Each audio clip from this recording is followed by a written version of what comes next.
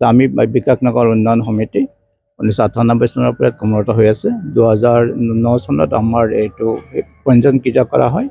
তেতিয়াৰ পৰা আমি বিভিন্ন সামাজিক অনুষ্ঠানৰ লগত জড়িত হৈ আছোঁ। ডেভেলপমেণ্ট উন্নয়নমূলক কাম আমি কৰি আছোঁ। এইবাৰ গুৱাহাটী পৌৰ নিগমে যি স্বচ্ছতা অভিযানৰ কাৰণে প্ৰতিযোগিতা আয়োজন কৰিছে, সেই প্ৰতিযোগিতাত আমি আবেদন কৰিছিলোঁ আৰু এই আবেদনৰ মৰ্মে আমি তেওঁলোকৰ যিখিনি কাৰ্যসূচী বা তেওঁলোকৰ 12টা SOP আছে, 12টা SOPৰ অন্তৰ্গত কাৰ্যসূচীবিলাক আমি মানে ক্ৰমান্বয়ে আমি ৰূপায়ণ কৰি আহিছোঁ। তেওঁলোকৰ প্ৰথম এটা আছিল যে আমি ৰাস্তা ঘাট নলা নৰ্দমা পৰিষ্কাৰ কৰি ৰাখিব লাগে। ৰাস্তা ঘাট নলা পৰিষ্কাৰ কৰাৰ লগতে তাৰপিছত য'ত মুকলি ঠাই আছে তাত গছপুলি ৰোপণ কৰিব লাগে।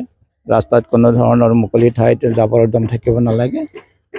তাৰপিছত আকৌ তেওঁলোকৰ মেইন এটা এজেণ্ডা আছিলে যে গুৱাহাটী চিটিখনক তেওঁলোকে পাৰ্পল চিটিলৈ ৰূপান্তৰ কৰাৰ কাৰণে তেওঁলোকে পৰিকল্পনা কৰিছে। সেই অনুযায়ী যিবিলাক উন্নয়ন সমিতিয়ে তেওঁলোকৰ এই প্ৰতিযোগিতাত অংশগ্ৰহণ কৰিছে তেওঁলোকক এটা ইনষ্ট্ৰাক্ট দিছিলে যে তেওঁলোকে যিমানখিনি পাৰে দৃশ্যমান যিখিনি অংশ ঘৰ বেয়া গোটেইখিনি অংশ যাতে তেওঁলোকে পাৰ্পল কালাৰ দি তেওঁলোকে চিটিখনক ধুনীয়া কৰি তোলে। আৰু এই ক্ষেত্ৰত আমাৰ গুৱাহাটী পৌৰ নিগমৰ পৰাও আমাক সহায় সহযোগিতা আগবাঢ়িছে আৰু আমি নিজাববীয়াকৈ আমি মানুহ নিয়োগ কৰি আৰু মানে কি কয় কামখিনি আমি সুচাৰুৰূপে চলাই আছোঁ।